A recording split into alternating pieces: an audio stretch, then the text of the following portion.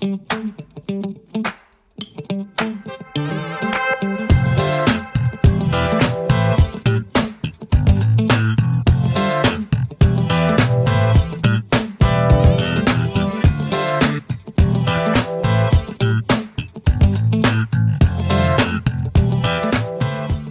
you for joining me again. My name is Zalika Adams, and I'm the host of Let's Exchange Notes podcast. I have an esteemed guest today, again, owner and proprietor of Nowell and Associates counseling firm. This firm has been the recipient of the 2022 Best City Awards, 2022 Marriage Counselor Awards, top 3, Brains Magazine 500 Global Award, and many, many more to follow. Say it with me. Welcome, Dr. Nefertiti Nowell. Hi, Doc. Hi, Zalika. How are you? Good. How are you? I'm very well excited to be here with you. Good. Let the people know that I will call you Doc. I call her Doc. But can you give me a short scope of what you do at the counseling firm? Sure. So I run a thriving private practice. We have a practice in Naperville, Chicago, and remote, and we are trauma specialists. So we work with trauma, relationships, families, and everything in between that to help stabilize behavior and help people have a better life. So we work with improving quality of life. Absolutely. I'll go into my story later on in the season of how I ended up linked with the firm, which was a fantastic idea. I really recall, and when I was writing this outline, I said, I would not be here on this couch if it wasn't for Doc and her staff and the affection and encouragement from everybody involved, down to the secretaries, to her husband, who runs also the vision board group as well in conjunction with her. And so my question to you, Doc, is why do you think that we often focus on the external pain? For example, my father and I, we were hit by a drunk driver when I was 16. So that was physical therapy for 10 weeks. You know, we got the insurance taken care of. We talked about the external, but why do you think it's not so quick to talk about the internal pain? Yeah, that's a great question, Zalika. I think the first thing we have to look at is that our physical bodies, we treat it like we do our car. If I need oil, I go get it. If I need gas, I go get it, right? But mental health, that internal environment, we feel a lot of shame about it not being okay, not being right. And people are told kind of, listen, if something's wrong, fake it until you make it. Don't talk about it. But you can't really fake a broken leg. You, after an accident, if you've been crushed by a car, you can't hobble around like nothing happened, right? And so with mental health, people are taught if your faith is strong enough, if you're a good enough person, you could just snap out of it. Instead of us talking about how much we really rely on our brain and our internal environment to live every day. So that shame factor, which by the way is changing, right? Like it is getting better, right? But there's so much shame associated with not being able to control emotion or feeling like you're out of control. And so people don't want to be labeled. I don't want to be labeled. That's a good thing. And I'm glad it's changing. The scope of mental health, most certainly in the African American community. Would you agree with that you see it changing? I would say that it's a huge change. And I'm also going to say because Black clinicians are out there going, you can love God and come see me. Okay. You can you can see a therapist. It's okay. That's not a thing that doesn't belong to you. You can take ownership of your mental health. And so I think people are pushing to get that help. And I think we're seeing it reflected more in popular culture. So if you watch a show, a TV show, it's nothing for a person to have a therapist on the show, right? And so I think when you see representation, you see people going, oh, this is okay for me to do. This is okay for me to do. I want to set some groundwork here. I started at the firm in 2021. And as we know, we were in the throes of COVID and there was nothing else to do but to get right with yourself. I think that was a time for everybody to really figure out why they were born, what their purpose is, what their glory is. And so I did that. I took some deep diving into my character. And Gabrielle, one of Doc's assistants, said, well, do you want to do the vision board? We have a women's group as well. We'll get into that as well at the end of the episode of what Doc all has to offer. And I said yes. And one of them was the vision board. And so, I must ask, when I first came to you about my initial thoughts of sitting down, talking to Black men about their experiences with dating white women or women who are not Black, what were your first thoughts from a clinician standpoint? Yeah, that's a great question. My first thought was everybody's got a story to tell, right? Right. And we need to hear it. Yes. And so I think we spend a lot of time sensationalizing and criticizing, but it is so beautiful to say, what are you thinking? Right. That's such a very basic question that people don't ask, particularly Black men. What are you thinking? Right. What's going on? So the question really is about who are you and what are you thinking and how does it affect what you do? What you do. I agree. I don't think we've ever seen it from this standpoint of a Black woman saying, there's no riffraff here, just come and sit on my couch and we can talk about it. Absolutely. Probably with, we'll go back to when you first heard about of this. Okay. So when you first heard about the subject of the Black man and the white woman and me wanting to specifically sit down with the Black men first, what were your thoughts? Yeah, that great question. One thought was wanting to be sure that people understood that this conversation doesn't come from a place of anger, right? It comes from a place of curiosity, right? What is it about our men that makes them pick whoever they pick, right? This is just one segment, right? What makes you do this, right? What makes you tick? What's the energy behind it? And that we're not against white women, right? This isn't a anti anything. This is a pro discussion, and making sure people know that we're curious to know what makes the Black man work. We want to know what's happening in there.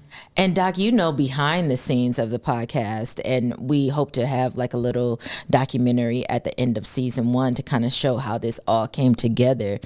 But one of the things that we have been having trouble with is finding the Black man that really, really wants to open up. But I said to one of my interviewees, I said, if I were asking Black men why they fell in love with said Black woman, I don't think it would be an issue. He said, oh, see, you have a line around the corner down the block. Why do you think that there's that difference in not wanting to talk? Yeah, I'm going to challenge that, and I'm going to tell you that I think you'd have trouble getting Black men to tell you why they date Black women too. Oh. Because I think the voice of the Black man is not often listened to, right? So when Black men are vulnerable, so we saw Terry Crews say that he had been assaulted. Correct. They were making memes. He's too big for that. Okay, so that didn't work for you. Okay. So then we see Nick Cannon say, hey, I want to build a family of, let's say, 15, 20 kids. I can't believe him. He's a wild goat. Okay. Then we saw Will Smith cry on the red couch, right? Okay, he's too weak. So I think Black men are so critiqued that they're like, I don't want to talk about that at all. Oh, I'm not talking about anything. Yeah, I don't want to give any comments because I don't want to be criticized for having opinions. And see, here it is I'm just trying to fill my navy blue chair with across from a Black man and just tell me about you, right? Because it's not just about that. I'm asking about childhood. I'm asking who was in the household. I'm asking how your peers viewed you. How did you view yourself growing up? Absolutely. All of these things I want to know. And I think one of the good reasons is because if who's not raising the next generation of Black men, if not Black women? Absolutely. And so how to better understand that young Black boy who's sitting in your kitchen right now, who's 7, 8, 9 years old and 10 years old and doesn't want to go back to school. And you just think, oh, because it's school, but really because it's something much deeper. The kids are making fun of him or he doesn't love himself. And handle it now.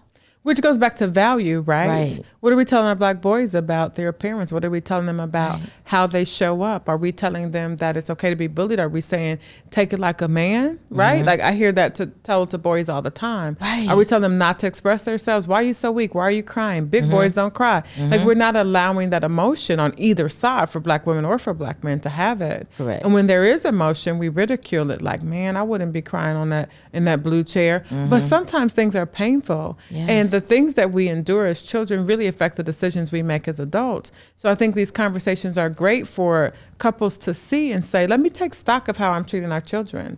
How did I pick you? Right? Like, how did I get to you as a person, which is a conversation I have couples have all the time. Tell me your story. How do we Right. get here, right? And that's what you're asking. Tell me your Right. story. How did you get here? Tell me your story. I remember going to a funeral when I was in Cleveland, and at the repast, the father got up and he was just in tears because it was his son who was shot, and he just said, just stop telling these young black boys they can't cry. Stop telling them that they have to be hard. Stop telling them that they need to be tough and they need to be man up, and they're 8 years old. Stop telling them that. Fathers, tell your sons that you love them, that give them a hug. And this was coming from a father who was very, very much in pain because he lost his son to gun violence, and probably by a young black man who didn't receive love at home by his father. And so now this father is stripped from his son. And so I guess that would be an example of that. Absolutely. Don't tell them to man up. Absolutely not, right? Because Right. they will when they're men. Right. Right? Right, Like, right. how do you tell an 8-year-old to man up? Right. Now, what you can say is, hey, you might want thicker skin because at school, if they see you crying, they're going to keep pushing that button to make you cry, right? But teaching children that you can have your emotion and you can have your vulnerability, but there will be consequences, right? Right. And so our parents a safe haven for that. Right. Can I go to my mom and dad and say what's going on for me and they actually hear it? Especially we have a culture of school shootings going on. Right. We have a culture of people harming themselves going on Yes. right now in the Yes. world. And then also understanding or helping children understand that you can create the family that you want, right? Like people talk a lot about single family homes, and I'll be honest, I didn't grow up with the story of everybody around me having a single family home. Right. And so I think it's important to say 46%, right? But what's the other percentage? Right. Right? What's the other right. percentage? And then also that families are blended a lot of times, right? So there's a large proponent amount of families that is a stepmom or a stepdad or a bonus parent. How do we build safe havens for that to occur so that families can regenerate in our communities?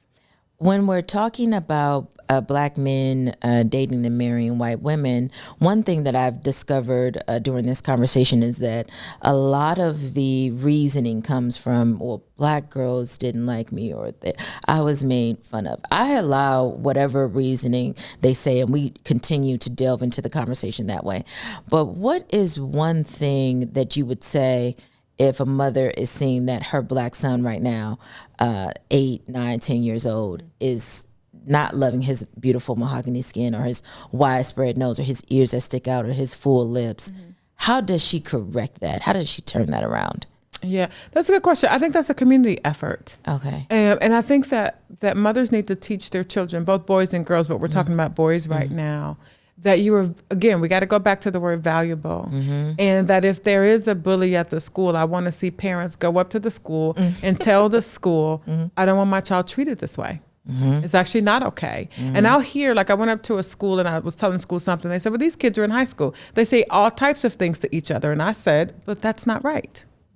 Just because they do it doesn't mean that we can't produce a culture where they stop, right? they stop. So showing your child that you will show up for them and that there's somebody to protect them and that what they're feeling is valid and that they don't have to be bullied because they have a bell pepper nose or whatever we want to call it, right. that you can be loved no matter what. No matter what. Do you understand that logic, Doc, when a black man says, well, I was made fun of in school and the black girls didn't like me, and so I turned to white women in my adulthood? Do you understand that logic? So that's an interesting question. What we're asking is, how does trauma affect a person? Right. It's traumatic to be turned down quite a lot, right? Yes. And so is it a valid reason? You can't control how somebody's going to respond to abuse, right? So that's why I'm saying you go up and you say as a parent, hey, I don't want my kid to be ridiculed. Now, we can't force somebody to like somebody, right? But we can help our children kind of work through, well, what happens when somebody tells you no? What does that mean for you? And are we asking kids to date too soon? Are we talking 5th and 6th grade when they're not able to handle that? No matter if a Smurf was liking them, they wouldn't be ready. Exactly. Right? So helping our children understand that you can have feelings, but you can't control somebody else's feelings. And so what are you going to do about the way you feel? What are you going to do about the way you feel? I had a girlfriend that said that she did not like that response. And I said, oh, why? And she said, well, because black men are generally friends with black men when they date and marry white women, and they were probably made fun of by black boys, but they didn't shun black men. And so why shun Black women? I thought that was an interesting take. It's a very interesting take, right? Yes. Because then we get into gender, that that women are not allowed to turn people down. Girls are not allowed to really say, no, we don't like it. Right. We don't like it. If I like a girl and she doesn't like me back, then I'm never going to like that girl again, or I'm going to ridicule that girl, or I'm going to make fun of that girl, right? But that's a big gender issue, is that women are not allowed to say no, and girls are not allowed to have preferences. And most of the times when boys are ready to date, girls are not, right? And so they're just responding with, ew, I don't like anybody. And I think a lot of times people take that in and they think it's about them specifically. And then kind of shun the whole race. And then you have this beautiful Black man who's like, Black girls didn't like me, and they say I'm ugly. I'm thinking, you're one of the most beautiful things I've ever seen. So fantastic. I love that. How important is it for Black men and women to have an open, healthy dialogue? Yeah. It's super important. Let me say this. It's important for all men and women to be able to have conversations, right? Correct. But when you're a part of a culture that has had feelings of oppression for so long, a lot of times we suppress what we have to say and what we're thinking. And so we'll just not talk about it, right? And it's seen as a weakness. Don't talk about it. Don't say anything, and it'll disappear like an ostrich. But I think it's beautiful for Black men and women to say, we are a community. Right. And communities have communication, right? Right. So let's talk about these things. Let's exchange notes. Let's see what you have to offer, what I have to offer, and let's see if we can keep our community moving forward, right? What's holding us back? What's accelerating, and what pushes us forward? So this conversation just opens doors to many more things. I don't think this is going to be the only discussion, right? It's going to be opening doors. Open doors to many, many different layers of conversation. Even just in the discovery of this first season, we've already discovered the talks of self-hate and bullying and the effects of that. So this will span to many, many different conversations. I'm very excited for it. In your opinion, Doc, can this conversation or healthy conversation lead to repairing the Black family? That's good. Yes. Yeah. Okay. Here's what I'm going to say. Good, bad, or indifferent, communication propels us forward, right? And until we talk, we can't even get healthy. Right. Until we ask the right questions, until we say what's happening for you, until we say how many people fit here, how many people have seen themselves in this episode or that episode, right? And so I feel like healing is about narrative. What are we saying to ourselves, and what are we asking about our past and future? So of course, I think this can help heal families, Black families particularly. That's good to hear. One of the things when we were preparing for today were the objectives, when we said to shed light on the untruths or the truths about Black women, to create a space where there's open dialogue can happen between Black men and women. So I want to start with the myths of Black women, or the truths, and maybe they're truths. So I have a first myth for you, Doc. Black women are not sensitive. They don't know their feminine side. And I have a little backstory to that. I remember my mother teaching me how to walk in heels. And I remember her saying to me, make sure you always wear a dress. That's probably why I'm in a dress today. And it was just kind of drilled into me. Always make sure you wear a dress, put on heels, because men like to see a woman with legs and her heels and put on a switch. Like, that is the feminine side, because he cannot do that. And so he appreciates that. And so I think I remember hearing that from 10 years old on. And so what do you think? Is that a truth, or is that an untruth? Black women are not feminine. So the first thing I would say is, let's all take a second to define feminine. Right. And what that really means, right? Is that heels? We obviously are both wearing lipstick. Is that lipstick? Right. Is that, what is feminine? Is that long hair? Is that short hair? Is that the soft side? Is that, so I'm going to say we have to take a good look at what femininity really means to ask our Black women feminine. Right. And so we have to look at what's the history of Black women, let's just say in America, right? Black women are all over the diaspora, but let's look at America. What's the history? Have we been allowed to have a softer side, right? I would say no. My first answer to that would be no. Because when we were first brought here, it was about taking care of the mother's children, nursing not only her children, but the mistress's children. And then always in cloths and didn't have a good get up, didn't have any good clothing. I don't think that she would have said that she was operating in her femininity. And yet, though, we were used for our femininity. Make me more babies. Make me stew. Warm me in my bed. Do those different things, right? So first of all, Black women have the ability to be everything. From masculine to feminine. And so do all women, right? And so if we didn't have femininity in Black women, we wouldn't have other Black women that are developing in the world, right? We wouldn't be creating children. We wouldn't be creating families. So I think the question is more so in depth of, when you look at Black women, why don't you see femininity? Why are we not able to see the soft side? And are we allowed, does the strong Black woman archetype allow for the soft Black woman? Do they coincide? Can two truths can two truths exist, right? Can there be two factual things at the same time? So I guess the answer is going to be absolutely Black women are feminine.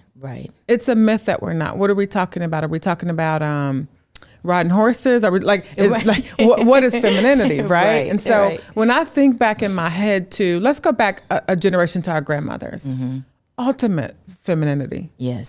If we're looking at the archetype of cooking, cleaning, having children, getting yourself dressed up and ready for church, being able to offer nurture, right? Because that is one of the things that we use to signal femininity, right? How do you nurture? And so we couldn't have a culture if we didn't have some softness and some femininity in the culture, right? But also, you do need the strength. You do need the other side. Right? If you've got to go out, because now we're no longer everybody staying at home, everybody's working. If you've got to work every day and you've got to ride the train, I'm a city girl, you're a city girl, right? How feminine are you on the train, right? Like if you're riding Metra or you're riding CTA to get to your next appointment, dead of winter, do we have on soft pink heels? Are we out there in the boots, right? So North Face boots. Got them on, strapped up. Yes. And so I really believe that Black women have everything inside of them. But what's played up the most is what people call masculine energy, right? And so when we are allowed feminine energy, then people go, oh, that's different. They act like they're seeing our softness for the first time. But it can't be true because we exist. Right? And if we exist, then we exist in every stage of femininity, whether it appears masculine to someone else or not. I would agree with that, Doc, because I'm thinking back. I just had a wedding this past weekend, and we had a post-wedding brunch, and there was 50 of the guests that showed up for the post-wedding brunch, and this little bitty restaurant was not ready for us. And so the young waitress, young white girl, she was very kind. Shout out to Katie. She was very kind and sweet, but she was very overwhelmed, and she was coming over with a plate of food, but this table had not even ordered yet. And she was just shaking. And here it is that one of the family members said, wait a second, calm down, I got you. And she stood up and she shushed the restaurant. Okay, anybody have an egg spinach omelet? Yelling out to everybody. I would say that would be femininity, because she allowed this other woman to be, or she didn't allow her to collapse. She saw her. She understood her in that moment. And she allowed her, or she afforded her compassion, I would say. And this is, again, a Black woman to a young white woman, allowing her compassion. So I would say that Black women, we're often showing this compassion, but I don't think that we're graded on it. So absolutely. Or even seen for it, right? So if you have a myth in your head that there's no femininity in Black women, then you don't see it. And when you do see it overtly, like there's a really big push right now for Black women to live the soft life. I don't know if you've been seeing this all on TikTok and everything. And so there's a series of Black women cleaning out their refrigerators, color coding everything in neutral colors, showing you how they clean their houses. And people are like, oh, let's look at this. And I'm like, this is very normal in Black community. There are many women that would love to be able to do homemaking and also work outside of the house, but we're not allowed to have a full view of who we are, right? So we're forced to pick, like, are Black women masculine? So that's the question of, is every Black woman on the earth masculine? Of course not. It couldn't be true. It couldn't be true. And if we looked up femininity, which let's do that the next time we meet. Let's look up the word femininity. Yes. Let's think of the qualities that we possess that shows femininity, right? Right. Is it nurturing? Your friend's mother calmed the situation. She looks in the crowd and says, okay, let me read the room. Right. Katie may be feeling some kind of way, so let me just calm it down and say, does anybody have an egg omelet, right? That's a super easy way to step in and offer peace, right? If I look at the mothers of churches and community mothers, like there is nothing like a Black community, because so many Black women will say, hey, this kid needs something, let me give it to him. This person needs help, let me give it to him. That's Black femininity to say, let me reach out to our community and help you, right? If I look at other ways of femininity, if I go back, let's go back to, I don't know, 1862, 1768. Who's nursing the babies? Black women. Who was a wet nurse for years, not even allowed to stop wet nursing. Right, Black women. So we know femininity, but we've always had to do hard work. Right. And so there's this group of construction people that are Black women that wear like pink boots, and it's something like Black women, pink boots in construction. I could be really butchering the name. Right. But even that's femininity, right? And so we should be allowed to have a robust ability to show our femininity. And it shouldn't be only heels or only one thing, because femininity is more than one thing. Okay. Ooh, duly noted, Doc. Duly noted. Okay, so my next one would be Black women don't know their role in a relationship. And I know this is a good one because you and your husband also do couples therapy as well. And so Black women don't know their role in a relationship. I have my own points on this myth, but I'll let you take it. I'll let you take it, Doc. So this is amazing. Okay. At a time where roles are shifting everywhere for everybody, and what's seen as male and female is changing, we're still talking about whether or not a Black woman knows her role. Right. And so I'm assuming that role means support role, support character, right? Yes. And I'm going to tell you that we're living in a time where many women, but also Black women, want to have main character energy. Yes. And I think we're mistaking main character energy for masculinity, for not knowing your role, for not knowing who you are. So we'd have to look at a lot of things. Who's the breadwinner? Does that mean that, so if a woman is the breadwinner, does she still have to also be the helpmeet, right? I mean, like, this is a real question, right? Let's look at what are the dynamics of a Black family? What do most Black families look like, whatever that is? And of course, we have the stats on what that looks like, right? Yes. And so here's what I'm going to say. A role has to be discussed and agreed to. Agreed. And a role can be different from person to person, right? So like before I had a child, I actually was the cooker and cleaner. I was that chick. I'm getting dinner ready early and I'm roasting up chickens and whatnot. I have a kid and I'm like, sir, what are you ordering us for dinner? Like what does dinner look like for us? And so roles are flexible, organic, and they're breathing. So they change, right? And so do I think that there are Black women that don't know their role? I'm going to quote, put that in quotes. I'm going to say, more than likely, there are women who the men that they're with have not discussed clearly what their expectations are. Okay. And so if your expectations don't meet your reality, it feels like the role isn't met. Right. But we got to talk about it, which is the purpose of this. Right. But the communication breakdown. One of my friends, he said, Z, you know, for your podcast, you'll get a lot of good intel in the barbershop because, you know, I cut my hair. And so sure enough, a couple of days later, my barber is not quite done with his client. And he says, she's starting a podcast talking to Black men about their experiences with dating and marrying white women. And he gets out the chair, the client, and he says, well, I could help you with that. And I said, oh, really? And I said, what do you mean? He said, well, I've been with white women, and I would say, you know, maybe it's easier. And I said, well, what do you mean by that? He said, well, I'm married to a Black woman now. He said, but for example, my friend, he just dropped in the group text yesterday, he's going back to white women. And then so that started the whole conversation. And I said, so what do you mean? He said he's going back. He said, well, his Black wife moved out. And I said, well, why did she move out? And he said, well, because he wanted her to come home and sit down and be a housewife. I said, well, what does she do? Or she's an engineer. And I said, okay, let's start here. I don't know too much about the engineering word, except for my father was a mechanical engineer.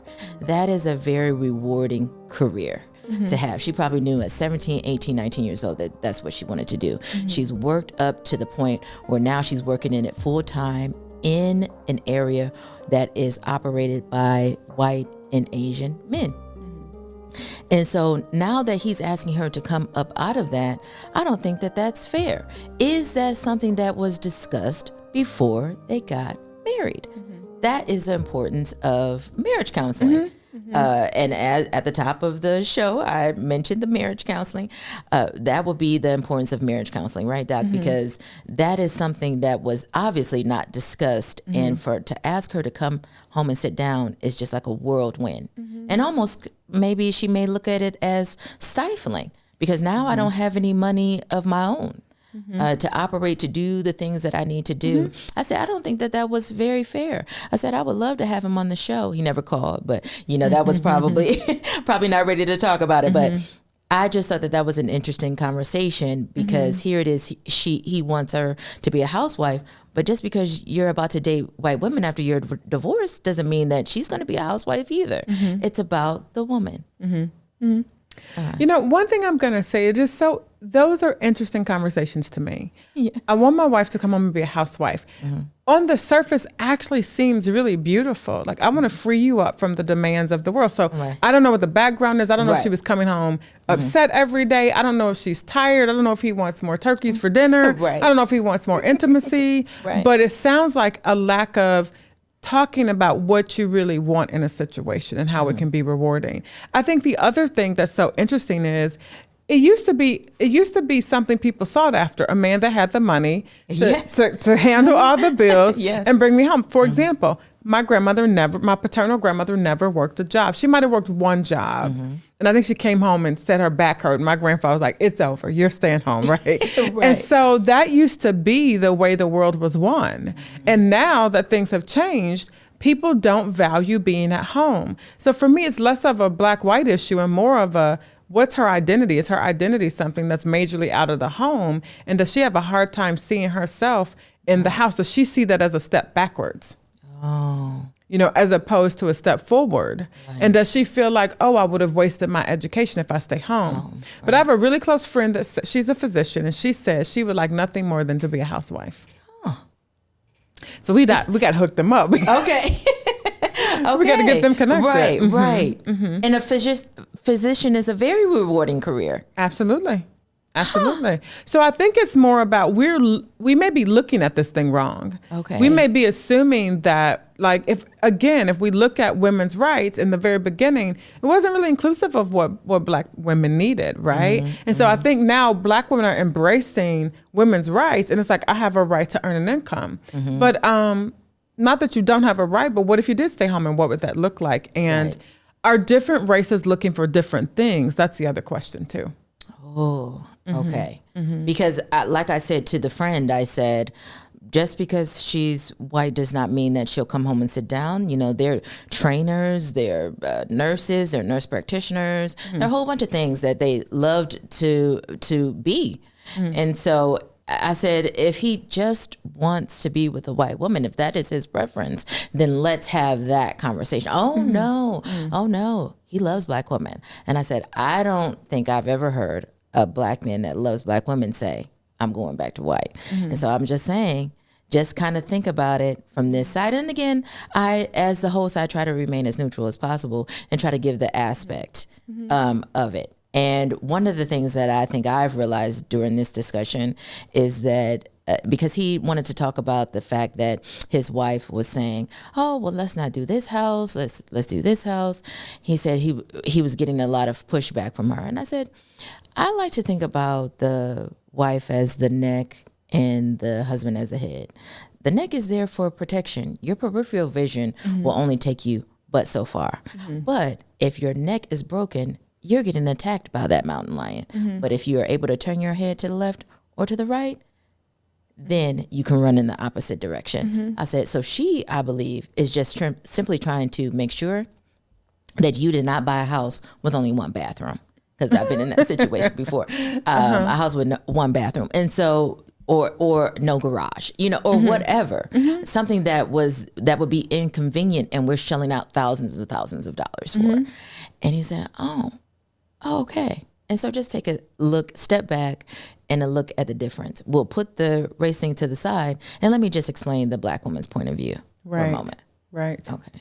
The other thing is, are we looking at Black women as the adversary, right? As opposed to the teammate, right? Right. If I'm a teammate, I might say, I don't like that play. I'll do the play, if that's what you want to do, but I don't think it's going to work, right? You still help out the quarterback, right? You still say, you're calling the play, but that guy's big to the left and I got to run to get over there to protect you. Is that what you want? And I think we don't do a good job of that in communication, of saying that, hey, what's the power dynamic going to be? And to me, for couples, premarital counseling, we got to talk about what the power dynamic is who makes the final decision. Do we vote on everything? So if I want to turn left, do I have to take a vote before I turn left? And if I don't take the vote, do I have to stay still? Or can I make the right to turn left and then say, hey, I turned left, is that, that's the way we went. Right. And so I think that's a premarital conversation that a lot of people aren't having is any comment a woman makes, is that derogatory, right? Like, is pushback derogatory? That's a really good question.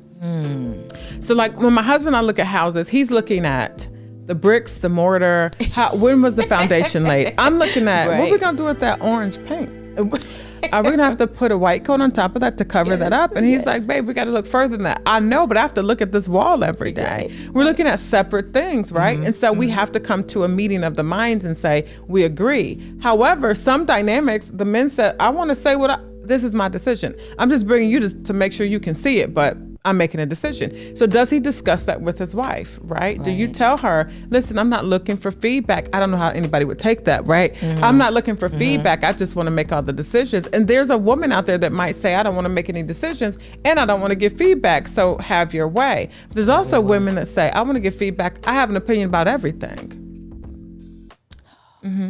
And neither is right or wrong. It's that communication of, and what's interesting to me is this thought that there's a woman of any race that won't ever have feedback. Right. It's like, she exists where? No. She doesn't exist in Chicago. She may exist somewhere else, right? Correct. The other thing is that just because a woman doesn't give you her feedback doesn't mean she hasn't had any. Right. So women are generally giving feedback. They may be doing it at the hair shop, right? So the guys are giving feedback at the barbershop, and the women at the salon going, do you know Bob tried to buy a house with no garage? Who does that? Who does that? So why is feedback seen as negative? And why is it that if a Black woman gives feedback, that's somehow seen as argumentative or she's giving me a lot of pushback? It's like, let's talk about how long it takes her to get to work from where you're picking a house. Let's talk about if she's allergic to something in the area. Let's talk about all those different, is it close to her mother? Let's look at all the things that she may be thinking about. So is she a teammate, or do you view her as a teammate or an adversary? Just simply because she's saying, I need a house with more than one bathroom. Absolutely. Ooh, that's a good one, Doc. That's a good one. Michelle and I really love this one, and there's a history behind it. Black women won't do what I want them to do sexually, is the myth. And the trauma, of course, dates back to slavery. I was talking to a friend, and he said, yes, I remember dating this girl way back when, and she said, no, you can't hit it from the back because then I'm on all fours, and that's traumatizing to me. So no, no. And so I think really, really so. I was watching Insecure. Shout out to Issa Rae. I love Issa Rae. And it's even addressed in there subtly, but it is addressed even when it comes to oral sex, that there's a difference. And most certainly when compared to white women. So what do you think about that myth or truth? So let's go backwards. I think a lot of it has to do with cultural understandings of the body and what it means to be having sex and what's allowed and what's not allowed. So if we go backwards, a lot of Black folks grew up in church. Right. So doggy style seems like inappropriate, right? Anal seems like evil. That's never going to happen. Right. Hand job. Come on, bro. Like, are we really going to do that? Right. Right. But what I'm also going to say is that I do think there's some differences between what different cultures do and what they will allow to be done to them. Mm-hmm. And I do believe that Black women are more conservative, right? Mm-hmm. But that's also changing, right? Because we're getting the feedback like I kind of want to get more than the missionary position, right? So I do think that I don't think that's a myth. But here's what I'm going to say: there's also a lot of Black women doing everything they can to please a person, and it's still never enough, right? So I think that a person has to be comfortable with their bodies to explore these different things. And there has to be a conversation about it. Like, people keep telling me, hey, doc, my marriage, I want to spice up my sex. Okay, so I'm talking about it with them. And I'm like, okay, how do you want to spice it up? Well, I want to urinate on my wife, right? Okay. And she's like, yeah, that doesn't sound spicy for me, right? That sounds nasty for me. So why is that okay? And so I think that men and women have different needs from intimacy. And we got to talk about having conversations ahead of time. What are you willing to explore and what are you not willing to explore? Right. Oh. But I think it goes back to how have you been raised? So if I'm raised in church and you start telling me about urinating on me, I'm like, we're not doing that thing there. Right. And so there has to be a pre-discussion and it has to be a build up to safety. Oh, that's a good one. What did you say, Doc, if a couple came in and they were religious based, whatever religion you want to put there, and the wife is saying it's a no-go for her to give oral sex to her husband, and he's saying, I need that to be happy within my marriage, what would your response be? Yeah, that's a great question. Happens all the time. Happens all the time. One, we have to look at where's the trauma associated with that, right? Right. What's behind I'm unable or unwilling to do that, right? Number two, for the husband, is there a middle ground? Is there something that we're willing to try that maybe doesn't include that? Can we do something different than that? But I always try to tell women and men, you got to be open to what your partner is open to. So you got to start having these discussions before the marriage breakdown, right? Before we get here. And generally there's been a red flag ahead of time. Somebody says, no, I don't want to do that, or no, I'm not open to that. But you think I'm going to be so good in bed that she's just going to automatically she's going to go south just because, right? Right. And for most women, first of all, and this is interesting too, I have a lot of women that go, oral sex isn't pleasurable to me. So then that opens up a question of, do you do something for your partner that's pleasurable for them and not pleasurable for you? And that's a real question that people have to battle with and decide what works for them and what doesn't. Wow. Okay, because my thought process was, oh my goodness, does this marriage have to now go separate ways just simply because this wife won't do oral sex for her husband? That's what I was thinking. Oh man, that's a good one. That's a good one, Doc. Okay, Black women don't know their worth. Whoa. Wow. And we talk about this in women's group. You guys, I'm telling you, women's group, phenomenal. I have a colleague who says, just call it what it is. It's a feminist group. Okay, but no, it is a women's group, and we talk about a wide range of subjects, and it's fantastic, and it's eye-opening. And one of the things that we do talk about is understanding your worth.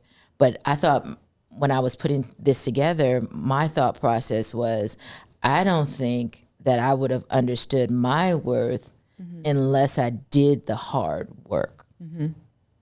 Absolutely. Okay. So I had to do the hard work to rid myself, or to even just bring up to the surface the trauma and work through it, and then understand I am character building, or I'm rebuilding my character, and I want to say that I'm top notch in my character. And now I understand my worth, and now I can add tax to it. Absolutely. And shipping and handling. Right. And so on and so forth. Okay, so Black women don't know their worth.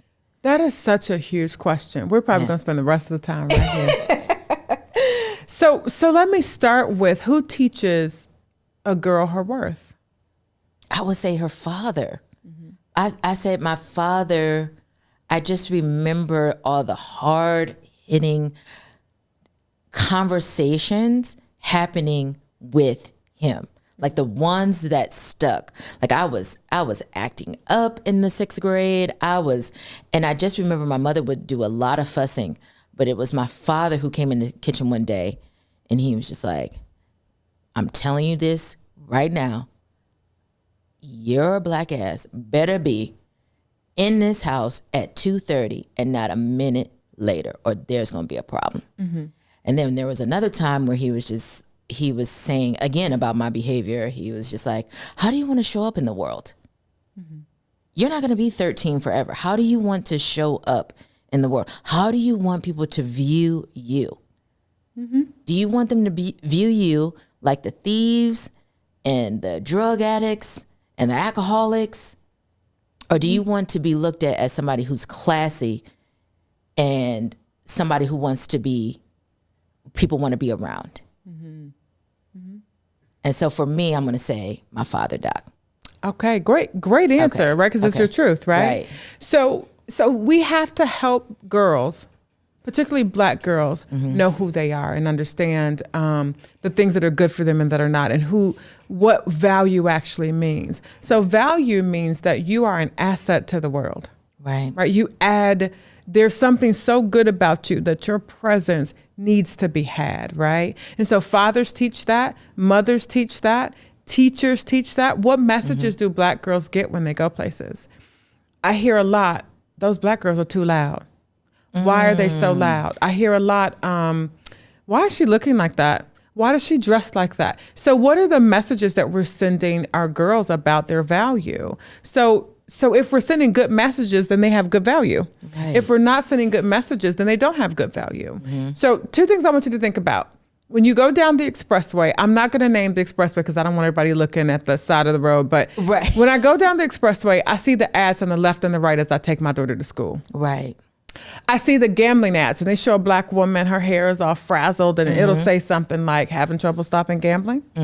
Okay, then you go a little further and it'll say something like need financial assistance, dusty Black woman on the ad, right? Then the ad for diamonds from any company will not be a Black woman, right? So when we see ourselves in reflection, what are we seeing? If you have enough positive informants to a girl, she will see her value. But if you don't have enough of those positive things, they won't see it, right? So I tell my daughter, I don't want you to read the things on the side of the road because the messages go into your head subliminally and they change the way you see yourself, right? So value is about value in, value out. Lack of value in, lack of value out. So I'm going to say, clearly Black women don't see their value for who we really are, right? I will give you another example. When I sit down, this is one that's really interesting to me because you can go either way with it. When I sit down with clients, particularly clients that are not Black, they'll say, do I need to call you doctor or can I call you by your first name? And I'll say, did you ask your gynecologist, could you call her by her first name? No, I didn't. No. Do you ask your attorney? Can you call them by your first name? Did you ask your podiatrist? Could you do that? Oh, well, no, I didn't. Did you ask do you go everywhere and ask, when you go for a parking ticket, do you ask the judge, hey, judge, can I call you Fred? Or do you call them judge? Well, I call them judge. And then the person will say, well, I want to basically make us equals. And I go, we are equal in the eyes of God. But we're not equal in this chair because my role is to help guide you to be a better person in a better place. But the first instinct is to say, I want to devalue the work that you did. I don't want to call you by your first name like we're buddies and we grew up on the West Side together. Right? And so it is very common to try to chop Black women down to size and let Black girls know that you're not who you think you are. And I don't like the way you do this or do that, or your butt is too big. Small things like going into the jean store, go to any store, Gap, any of them. And we have to wear the boot cut jeans because your booty has to fit in it, right? You know? Or if you look at both Beyonce and Taylor Swift had concerts and they were both really big. They sure were. Who gets more glory? Right? And so we have to work so hard to be seen as equals that we feel like we have to overachieve to get anything done. And then that just makes you mid. To overachieve. So no, I don't think Black women know their worth, but I also think that's changing. And I also think that there are more Black women putting out podcasts of representing, doing the things that it takes to have somebody say, hey, I'm valued and I see my reflection somewhere. Agreed. When you were talking about maybe she doesn't have, that young Black girl doesn't have it in her home, maybe there's a support system around. I was thinking about middle school. And I was in the drama club. I don't know if that's a surprise to anybody, but I was in the drama club, the trial of Goldilocks in the 7th grade. And I remember everything coming to a close, and the school principal, I don't know where she is now, but Dr. Virginia West. And she came out and she gave me a big hug and she said, "You're fabulous. You were fabulous. I cannot wait to see you when you get on stage. You're going to say, 'Where's my publicist? Get my publicist.'" And so just those little words stuck with me for over 20 years, just because she valued my performance. Another one, guidance counselor in high school. Hi, Mrs. Sims, Mrs. Yvonne Sims. She was the coordinator for the prom fashion show. And I really wanted to wear this dress that was really, really low cut. I know I shouldn't have been wearing it at 18 years old. It was so low cut, breasts everywhere. And she just really stuck it to me. And I said, "Please, please." And she's, "No, you are not going out there like that." And in her own way, that was a way of being a mother figure, saying, "You're not about to be going out here looking crazy on my watch." Side note, femininity, right? She stepped in as a mother figure to say, "I don't think that outfit is telling the world what you wanted to say." Right. Not that it don't look good. It's just, I don't think it's saying what you wanted to say. So I do think it's important that we encourage everybody to tell Black girls that you're worthy. Right. Because if you're not hearing it, my school counselor, let's talk about high school too, Mrs. Stroud, shout out Miss Stroud. So classy. She would greet us so eloquently. She would talk to us in future terms about when you graduate college, when you become a doctor, when you do this, when you do that. So she was really clear with us that I see you and I see greatness in you. So there has to be, so dad is a strong indicator of what your worth is going to be. But it has to be, the whole world has to be saying you're great, especially when kids are little, to help them hear that what they learn from 0 to 5 shapes the world for them. So that's why when kids are coming out of COVID, we're seeing social skills change. We're seeing more kids being more timid and not able to kind of hold conversations like they used to because they weren't getting the input that they needed, right? And so what you put in is what you get out. And I don't think we've done a good job of putting worth into the girls. But here's what I do see happening. I see more women saying, "Wait a minute, I'm valuable and so are you, and let me help you know that you're valuable." I see more teachers and different people going, let's help these girls see who they are. And so that you're more than your body. Right. And that your value is more than your lipstick, your breast, your hair. So that's another thing. I'm going to go back to a question you asked. Are Black women feminine, right? But we have to be more than our femininity, right? Sure do. So if you're only your outward look, if you're only as beautiful as someone says you are, then your value changes the day you lose an eyeball or the day a pimple breaks out, right? So at 13, 13 is one of those, it's such an age. I wouldn't go back to it ever. Right. No. Ever. But that's the age that girls start to say, who am I in the world and what does it mean to be a girl? What does femininity look like? That's why you see 13-year-old girls dressed like grown women because they think, well, my femininity is based on my appearance. Right? And then my self-worth becomes based on what I look like. And then that's all I have to offer. So we have to work harder to tell girls you're more than that. Sure, we see you based on your outside core. Like people go, don't judge a book by its cover. But we all do. Right? Like when I was finishing up a book I wrote, I was like, well, what's the cover look like? If it's just an ugly cover, nobody's going to pick it up. So that matters. But we have to teach girls that they're more than that.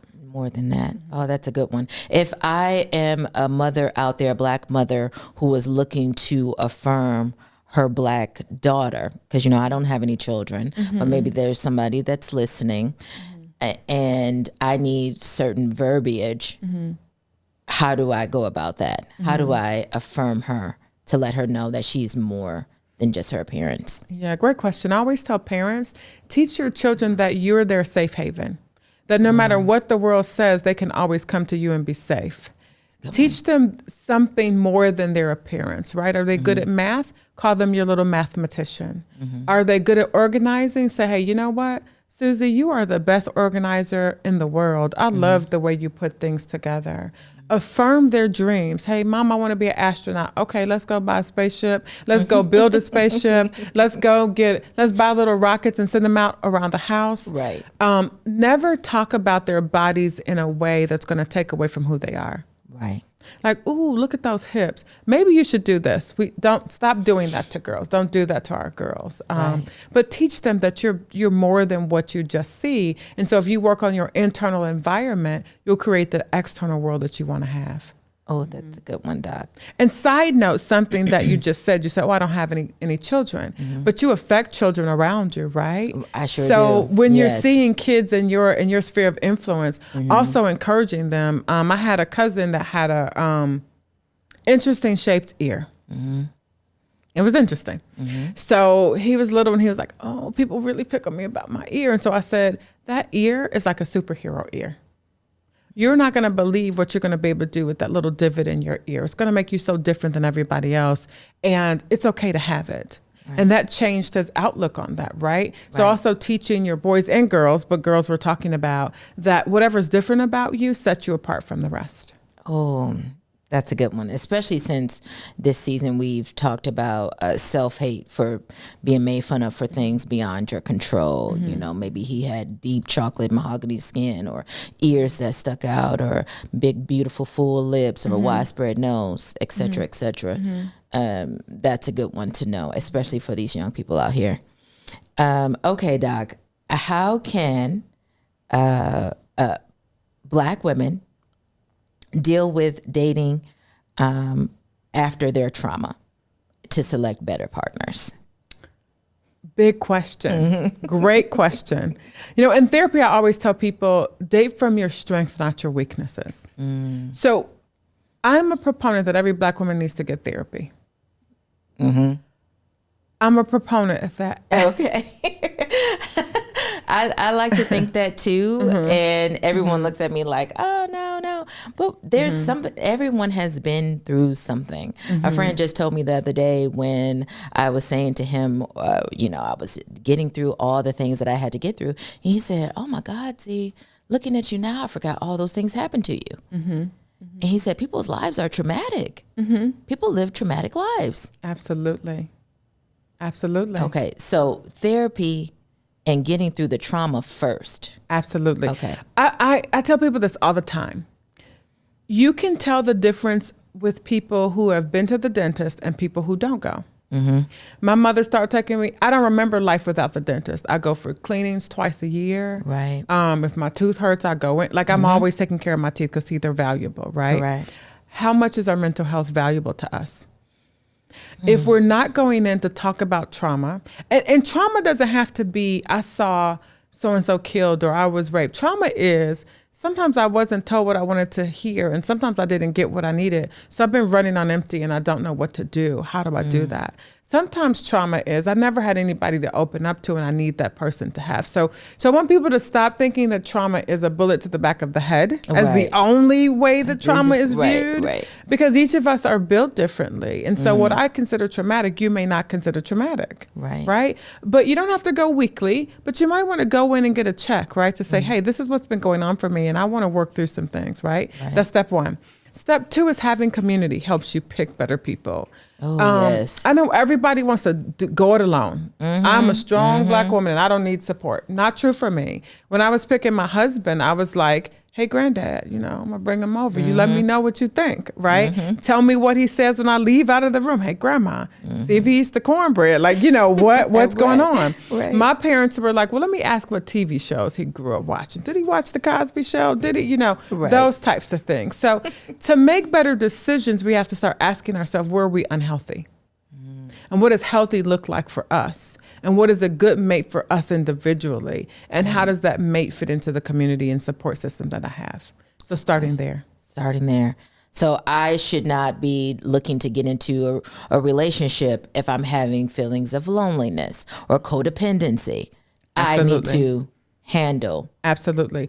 Or at least having a coach to help you through it, right? Right. Because some people are always going to feel codependent. That may be a part of their personality. But okay, second set of eyes, therapist, grandma, auntie, whoever that support system is, if you view them as healthy, help me look at this situation a little bit differently than I have in the past, and help me not just pick a person because I don't want to be alone. No, right. Help me look at a person for their good qualities. Good qualities, right. The second to that would be, could this healing lead to a percentage decrease in Black single parent households? And the reason why I thought about this is because my friend said, well, Z, we're having problems, with single mothers, right now, and Black single mothers wanting to be selected for marriage. And I said, well, what is your conversation like as a Black single man with these single mothers? He said, it's really the same thing, oh, they were going out and this, and then he was this good guy, and then they entered into this sexual relationship, and she wanted to keep the baby, and then all of a sudden now he's a bad guy. Mm-hmm. And I must admit, this is the story that I've heard multiple times as well, and have seen firsthand as well. And as we know, as far as the two-parent household, 75.6% white compared to Black at only 43%. And so that's a big jump. And then when we're talking about just mother, white is 16.7%, Hispanic is 24.5%, where Black is 45.6%. So we do see a major gap there in single motherhood. So that is why I asked the question, because in his eyes, from a man's point of view, is, all of their stories are the same.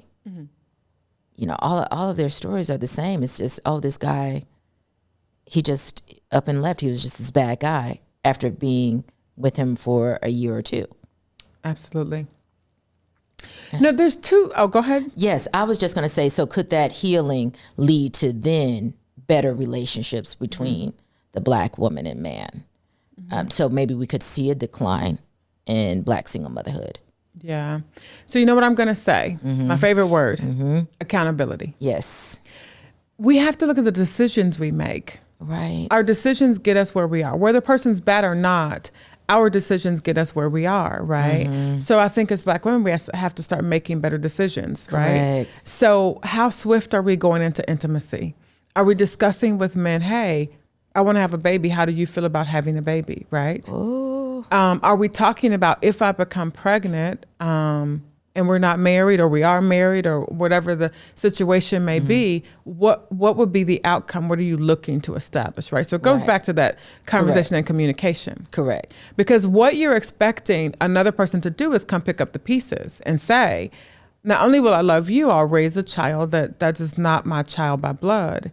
And not everybody's built to do that, right? Not everybody's able to do that. Right. But if they choose to, then you have to come whole. You have to come healed. We have to stop talking about, so-and-so's just a bad guy, because you laid with them. You made a baby with them. And if he's a bad guy, did we not see that coming, right? And if we didn't, what are we doing to see it differently now? Right? What are we seeing to change the way we look, the eyes that we use to see it differently now? So I think we have to look at a couple of things, accountability, and then now, how do we narrate a new conversation where we're not saying, come take care of me. We're saying, I want to come and have a community with you, and my child's a part of that.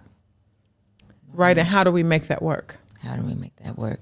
If somebody's taking a look back at the past of yesteryear and saying, there were red flags, how do we spot them in now a healed mind?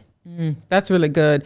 To spot a red flag, we have to know what our red flags are. Right. I think so many women are not, they just don't want to be alone, right? So do they see the red flags? 3,000% they see the red flags. Right. But what do women think? I can love you through it.